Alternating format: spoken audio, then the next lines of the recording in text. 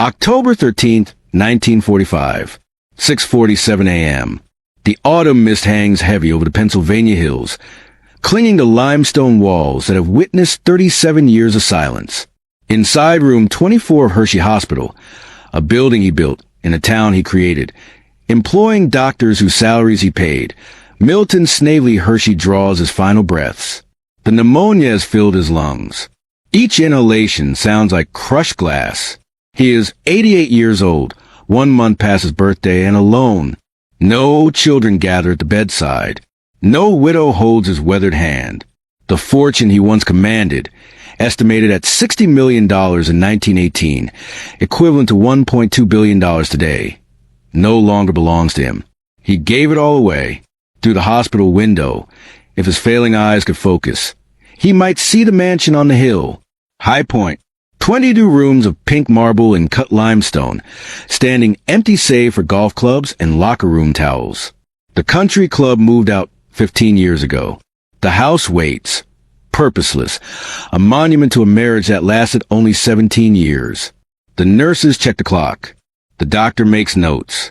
And the chocolate king, the man who democratized sweetness, who built utopia from mud and ambition, dies as he lived his final decades, surrounded by everything he created, accompanied by nothing he could keep. But this is not where the story begins. This is where it ends. September 13th, 1857, Derry Township, Pennsylvania. In a modest farmhouse near a crossroads settlement called Derry Church, Veronica Fanny, Snavely Hershey gave birth to her only surviving child. She named him Milton after her favorite uncle. The farm smelled of turned earth and dairy cattle, of wood smoke and Mennonite devotion. Fanny, a devout member of the Reformed Mennonite Church, taught her son the Pennsylvania Dutch dialect, the value of thrift, and the belief that idle hands invited damnation. His father, Henry Hershey, believed in something different. The American dream of instant wealth. A chronic dreamer with restless feet, Henry chased every rainbow. Oil speculations in Titusville. Silver rushes out west, patent medicine schemes that evaporated like morning dew. He left often. He returned rarely. When he did come home, his pockets were lighter than when he departed. Milton grew up in instability. The family moved constantly. Henry's failed ventures demanded it.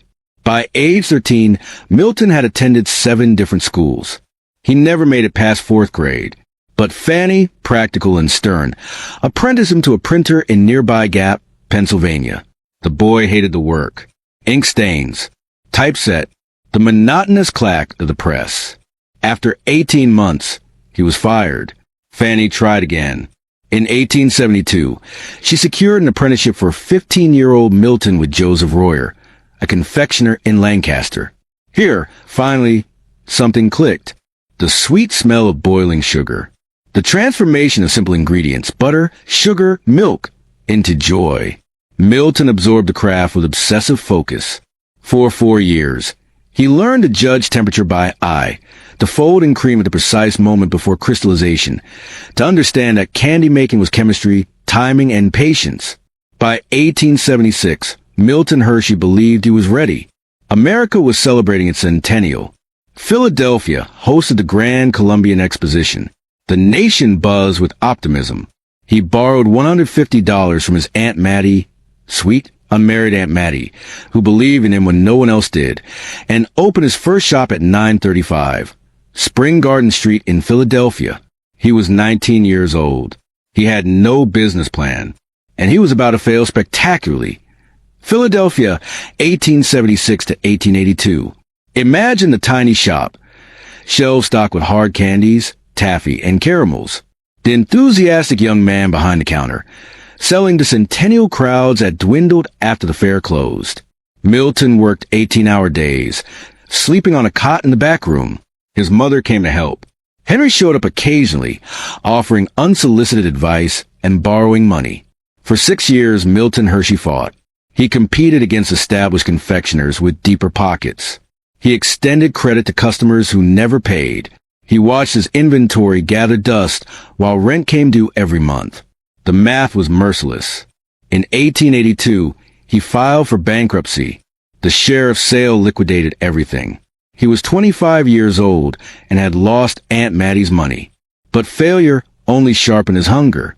Denver, 1882 to 1883. Henry Hershey, always chasing rumors of fortune, convinced his son to try the western boom towns. In Denver, Milton found work with a confectioner who introduced him to a revelation. Adding fresh milk to caramel created a smoother, longer-lasting candy. This secret, simple yet transformative, would later change his life. For now, it was merely interesting. Milton tried to open his own shop again. Denver, like Philadelphia, chewed him up and spit him out. Within a year, he was bankrupt again. New York City, 1883 to 1886. With borrowed capital and stubborn hope, Milton opened a candy store in New York City. He was joined by his father, who contributed little but criticism, and his mother, who contributed everything but knew nothing of business. They produced Hershey's fine candies. They hawked them on the street. They exhausted their credit. For 3 years, Milton Hershey fought against the tide. But New York was unforgiving. The store failed. Creditors hounded him. In 1886, broke and humiliated, Milton Hershey, now 29 years old, returned to Lancaster with nothing. 2 bankruptcies. 10 years wasted. Aunt Mattie's money gone. His father's schemes had poisoned his reputation. Lenders wouldn't touch him. Any reasonable man would have quit. Milton Hershey was not reasonable. Lancaster, Pennsylvania, spring 1886. When Milton Hershey returned from New York, he had one asset left. The recipe he'd learned in Denver. Fresh milk caramels. He believed, with a faith bordering on delusion, that this would be different. He had no money. No one would lend to him. But a local bank officer named Frank Brenneman saw something in the desperate young man. Perhaps determination. Perhaps desperation. Perhaps simply the willingness to work harder than anyone thought possible. Brenneman extended a small loan. Milton rented a tiny space on Church Street and launched the Lancaster Caramel Company with equipment. So old it should have been scrap metal. He worked alone at first. Mixing, boiling, cutting, wrapping, sleeping 3 hours a night on a cot near the copper pots. Fanny returned to help, praying her Mennonite prayers over stubbornness that ran through her son's veins. The fresh milk caramels were different. Creamier. They stayed softer longer. Word spread. Orders trickled in, then flowed, then flooded. In 1887, a British importer visiting Philadelphia happened to taste Hershey's caramels. He placed a massive order, more candy than Milton had ever produced in his life. Milton scrambled. He hired workers. He purchased better equipment. He delivered the order on time. The British importer ordered more, and more, and more. The Lancaster Caramel Company exploded. By 1890, Milton employed over 100 workers. By 1894, he'd built a sprawling factory complex. He opened additional facilities in New York and Chicago. The caramels shipped nationwide, then across the Atlantic. Critics called him the finest in America. Milton Hershey, the 2-time bankrupt, became a millionaire before his 40th birthday. But a millionaire was not enough. He wanted something more. Chicago, Illinois, May 1st, 1893. Opening day of the world's Columbian Exposition. Imagine Milton Hershey walking through the White City, that temporary paradise of plaster and ambition erected on Chicago's lakefront. He was 35, successful, wealthy, but restless. The Caramel Company ran smoothly now, perhaps too smoothly. He needed a new challenge, something that could consume him the way those desperate early years had. He wandered through the agriculture building, past towering displays of wheat and corn. Then he saw them, enormous machines from the Lehman Company of Dresden, Germany, chocolate-making equipment, massive copper vats, grinding stones, mysterious European contraptions that transformed bitter cacao beans into something Americans rarely tasted, chocolate. In 1893, chocolate was a luxury product. Swiss companies guarded their milk chocolate formulas jealously. The process was expensive, complicated, finicky. Americans consumed chocolate occasionally, in high-end confections, in expensive drinking form, but never as everyday candy, never affordable for working families. Milton Hershey watched the German machinery work. He saw the chocolate flow, dark and glossy. He smelled the bittersweet aroma, completely unlike the burnt sugar sweetness of caramel. And he made a decision that would alter American food culture forever. He bought the entire display of equipment and had it shipped back to Lancaster. Lancaster, 1894 to 1898. While the Lancaster Caramel Company printed money, Milton Hershey built a secret operation in a wing of the factory. He installed the German equipment. He hired a few trusted workers, and he began experimenting. Chocolate was chemistry, temperature, timing, ratios. The Europeans had perfected milk chocolate, but they kept the formulas locked tight. Milton had to discover it himself, through trial, error, and thousands of ruined batches. He tested different milk sources. He varied cooking times. He measured temperature with obsessive precision. The factory smelled of burnt cocoa and failure. But slowly, batch by batch, he improved. By 1896, he developed several chocolate products, coatings for his caramels, chocolate cigars, chocolate novelties. They sold well enough to convince him this was viable. More than viable. Inevitable. But business wasn't everything. At 40, Milton Hershey remained a bachelor. His mother nagged him about it. Friends suggested matches. He ignored them all until 1897. That year, business took him to Jamestown, New York, a small city near the Pennsylvania border. He stopped at A.D. Works Confectionery to check on retail orders. Inside, he encountered a cluster of young women, local shop girls socializing during their lunch hour. Among them, Catherine Elizabeth Sweeney. Kitty, as her family called her, was 26 years old. Auburn hair piled in the Gibson girl style. Sparkling eyes. A personality that filled rooms. She worked at a jewelry store, contributing to her Irish immigrant family's upkeep while maintaining the respectability that retail offered over domestic service. Milton was smitten. Jamestown became a regular stop on his travel schedule. He sent telegrams constantly. Kitty complained he hated writing letters. Their courtship lasted a year. On May 25, 1898, they married quietly in the rectory of St. Patrick's Cathedral in New York City. He was 41. She was 27. Lancaster society gasped. The millionaire candy maker had married a working-class Catholic girl without even a proper wedding. But Milton didn't care. Kitty was vivacious where he was reserved. She loved travel and beauty and flowers, things he'd never allowed himself to appreciate. She called him my little Dutchman and taught him to slow down, to notice the world beyond factory walls. Their marriage would last only 17 years, but it would change everything. Lancaster, Pennsylvania, February 1900. Milton Hershey stood at a crossroads. The Lancaster Caramel Company was worth approximately $1 million, a staggering fortune. He received constant offers to sell.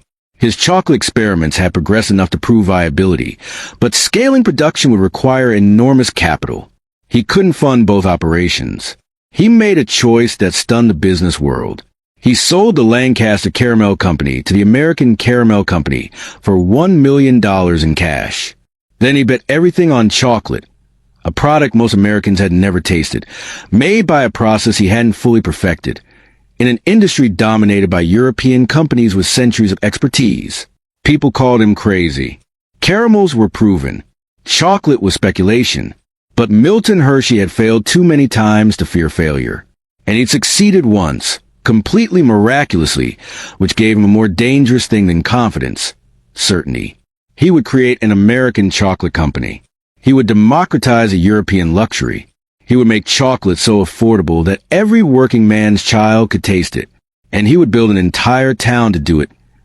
Derry Township, Pennsylvania, 1903. Why here?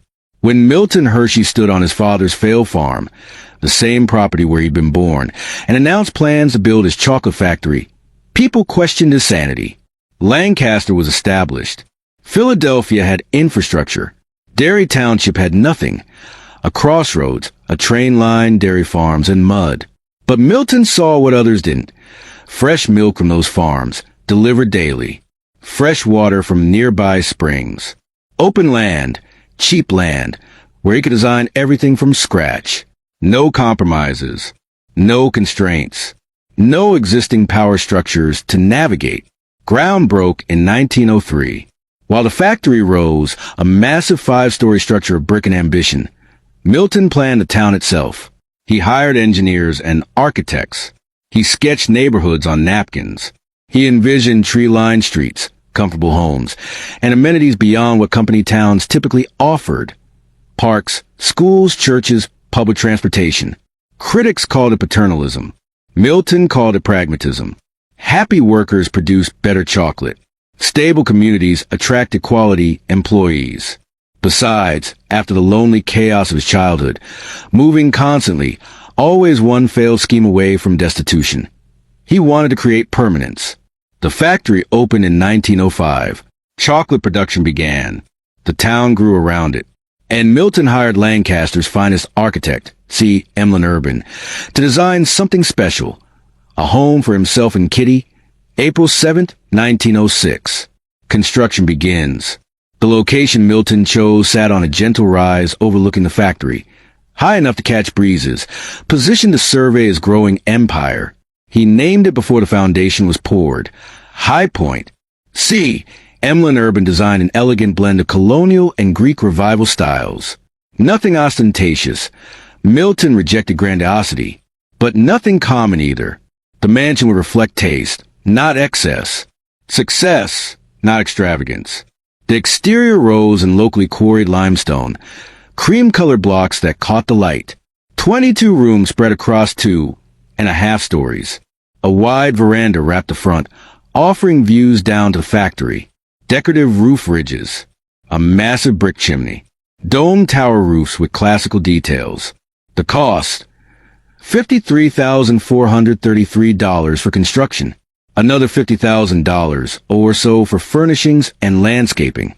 Total investment, approximately $100,000, roughly $3.3 million in 2026 dollars. For comparison, George Vanderbilt spent $10 million building Biltmore, 250 rooms on 125,000 acres. The Chocolate King's Palace had 22 rooms and no swimming pool. But what it lacked in scale, it compensated with thoughtfulness. Spring 1908. High Point Mansion complete. Step through the front entrance. The heavy door opens not into a cramped vestibule, but into an experience. The entry hall. C. Emlyn Urban designed the first floor radically open.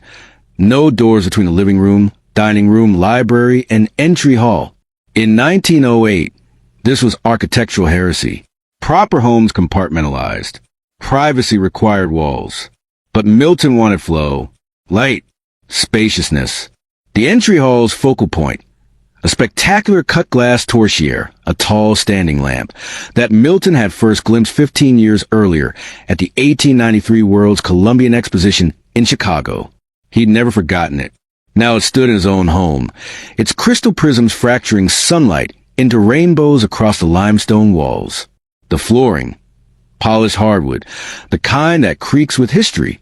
The air smells of beeswax polish and the fresh roses that Milton orders delivered daily for Kitty, every single day, without exception, for the rest of their marriage. The living room, to the left, flowing seamlessly from the entry hall.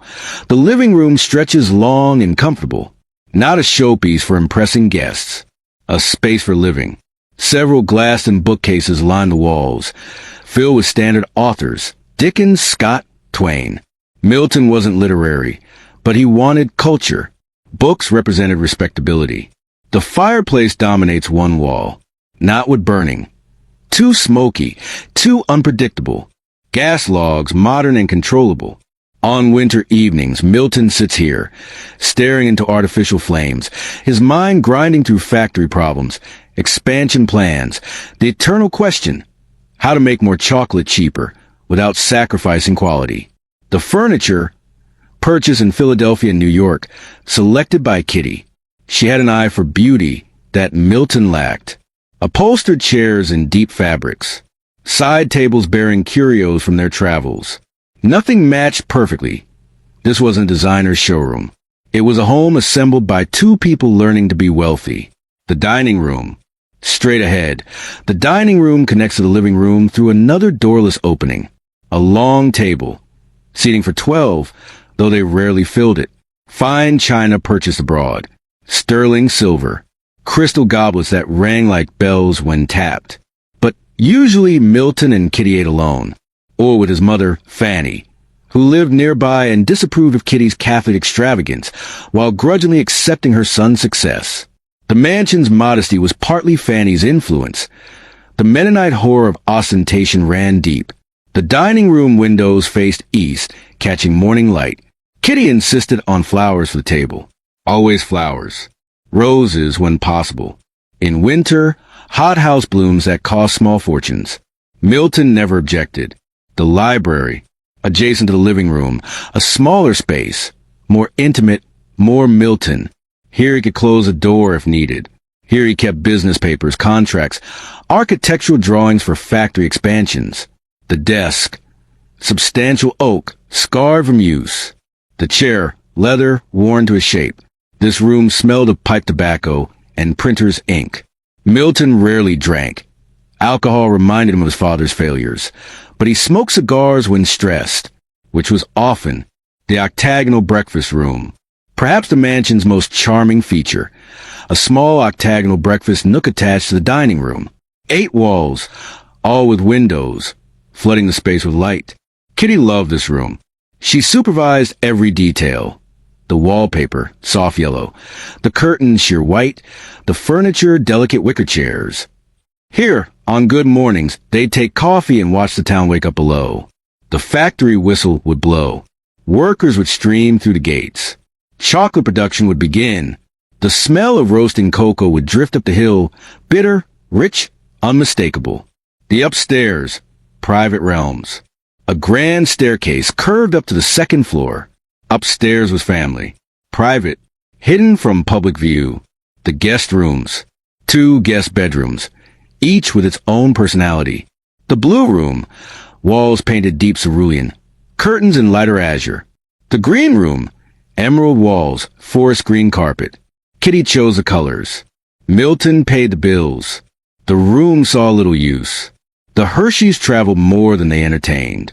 Milton's room, the gold room, his private sanctuary. Walls in muted gold tones.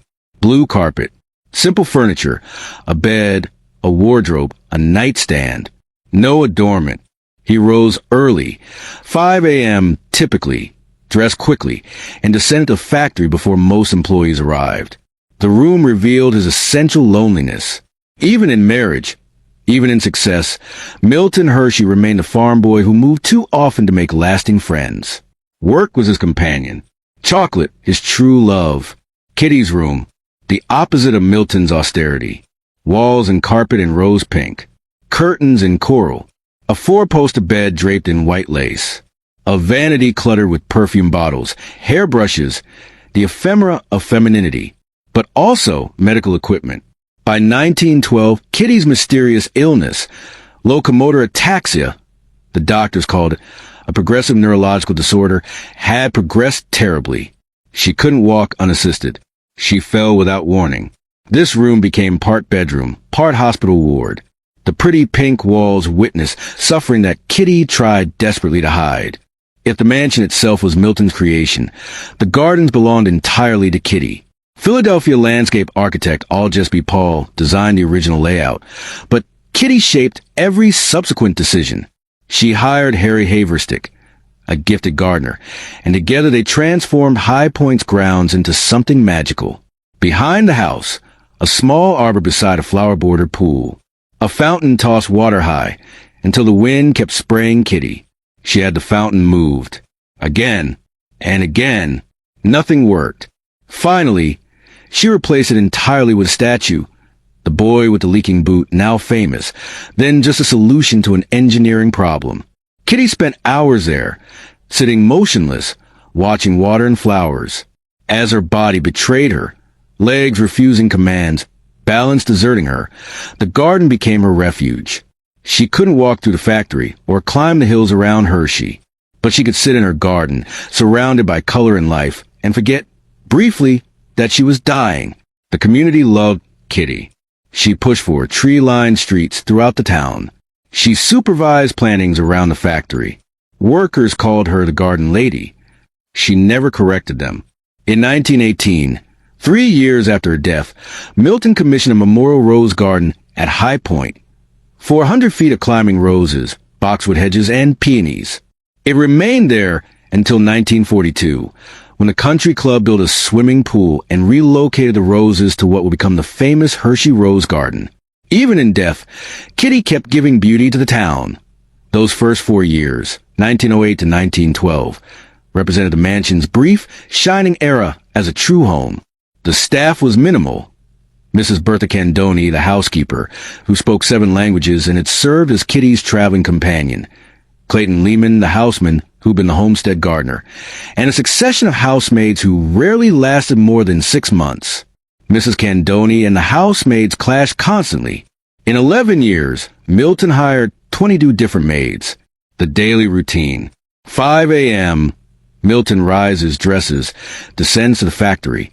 7 a.m., Kitty wakes, breakfast in the octagonal room, reviews the day's schedule with Mrs. Candoni. Mid-morning, Kitty works in the garden or receives visitors. The mansion's doors were open to the community. Townspeople could walk the grounds. High Point functioned partly as public park. Noon, Milton returned for lunch. They eat together, discussing town matters, factory expansion, travel plans. Afternoon, Milton returns to work. Kitty reads, entertains, or directs gardening projects. Evening, dinner, usually simple despite the fine china. Milton and Kitty retire early.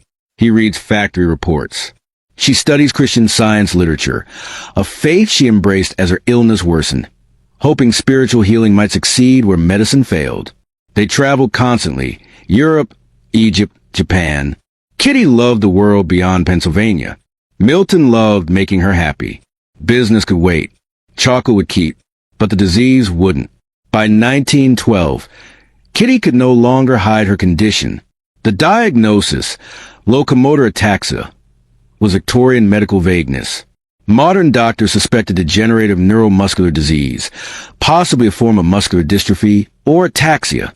The symptoms were undeniable: progressive loss of balance, muscle weakness, eventual paralysis. Kitty fell constantly. She held on to furniture, walls, companions' arms. She structured her life to avoid public embarrassment. Milton hired the best specialists, American, European. It didn't matter. They consulted doctors in London, Berlin, Paris, Vienna. The verdict was always the same: incurable, progressive, fatal. Kitty accepted this with remarkable grace.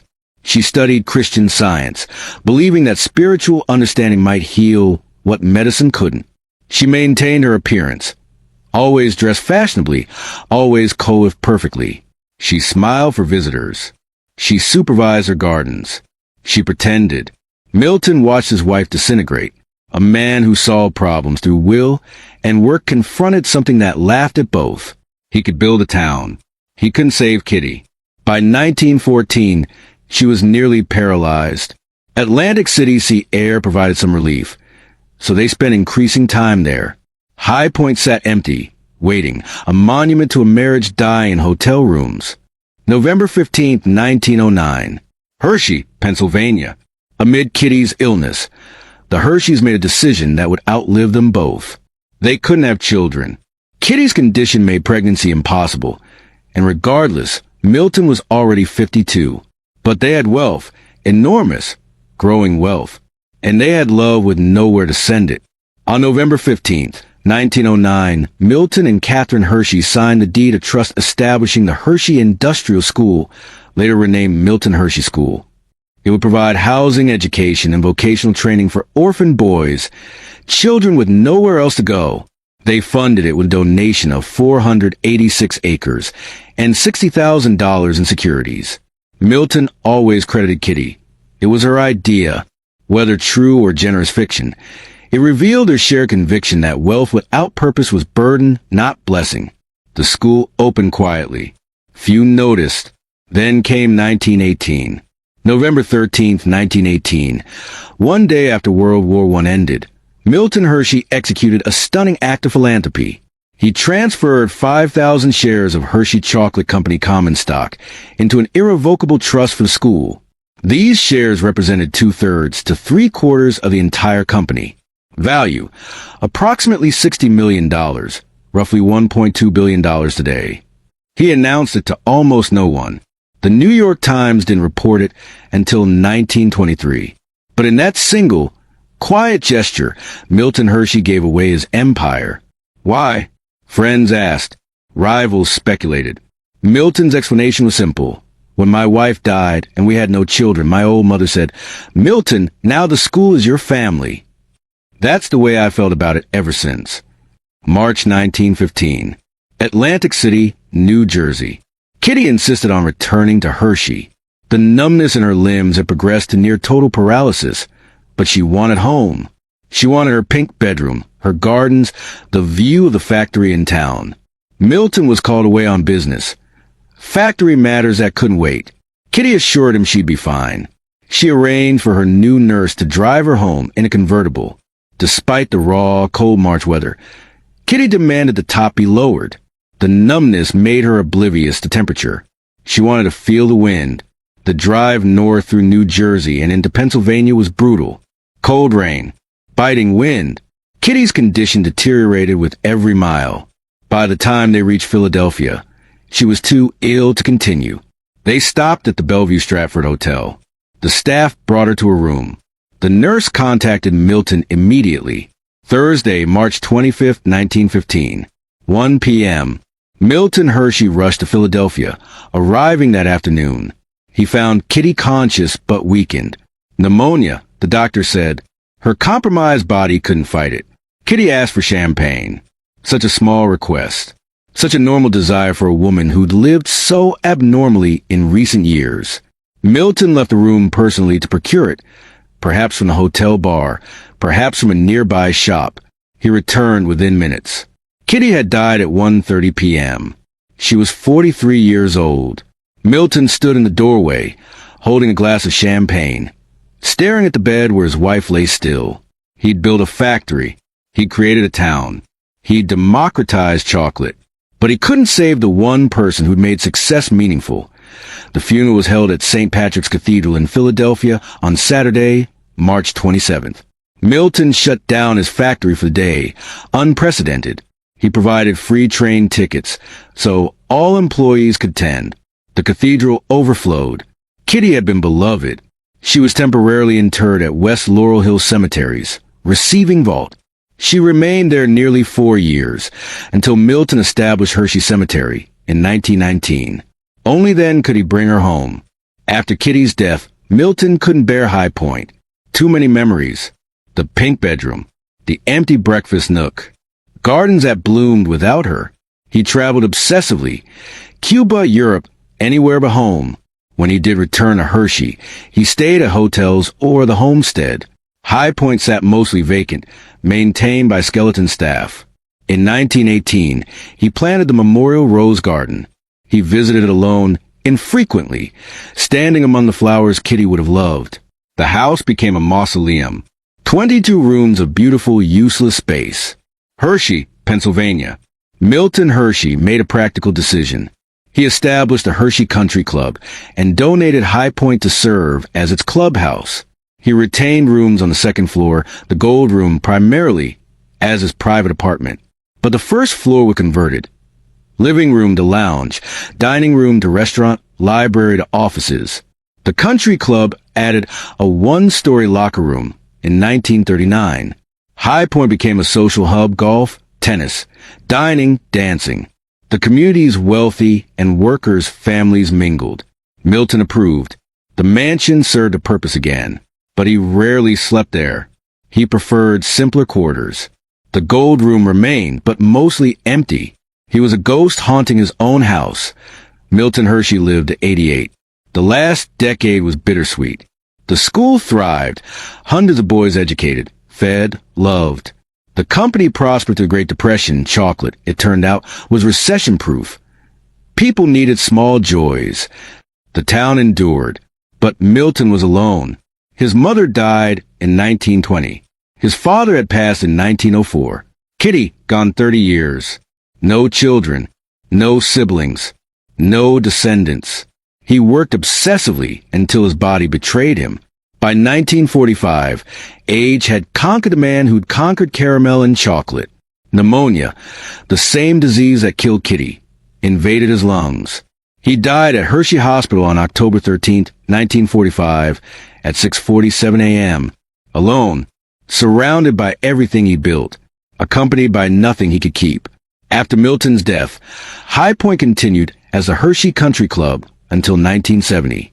Then the club relocated to a newer facility. High Point sat vacant for 7 years, a limestone ghost slowly decaying. In 1977, Hershey Foods Corporation acquired the building for corporate headquarters. They renovated extensively, converting historic spaces into offices while preserving architectural details. The company used High Point until 1991. Since December 1991, the Hershey Trust Company, which manages a $17+ billion trust funding Milton Hershey School, has occupied the mansion. Today, High Point Mansion stands at 100 Mansion Road, East Hershey, Pennsylvania. It's listed on the National Register of Historic Places. The Hershey Story Museum offers guided tours, allowing visitors to walk through the rooms where Milton and Kitty lived, loved, and suffered.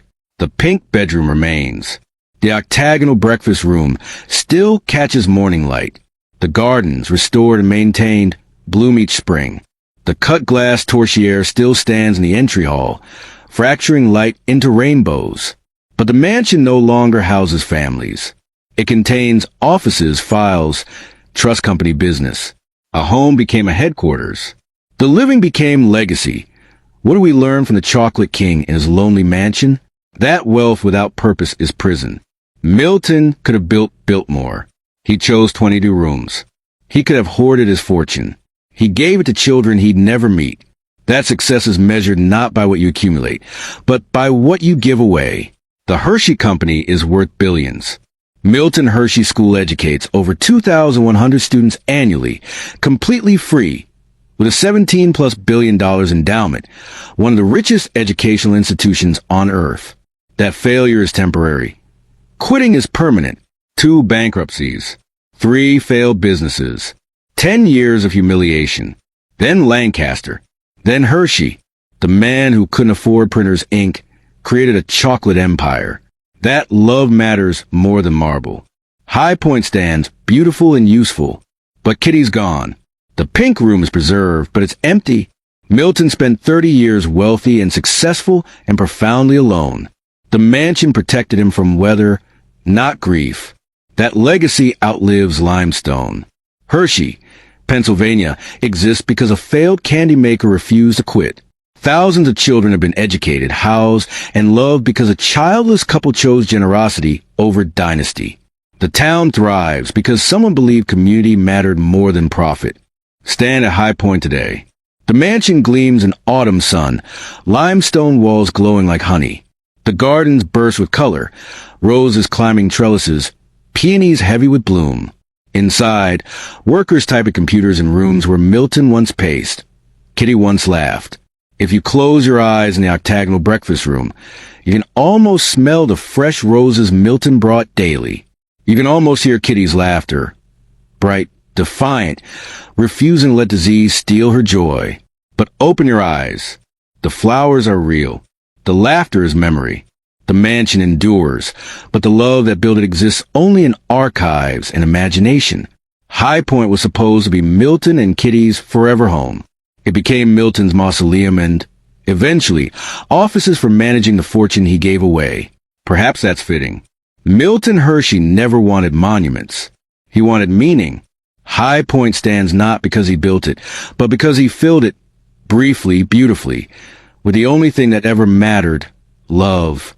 The mansion lives, but its greatest resident died in a Philadelphia hotel room, asking for champagne that arrived too late. The Chocolate King built a palace for his queen. She left him there, alone, to fill the rooms with silence. And in that silence, he learned the only lesson that matters. Money can buy marble, but it cannot buy time.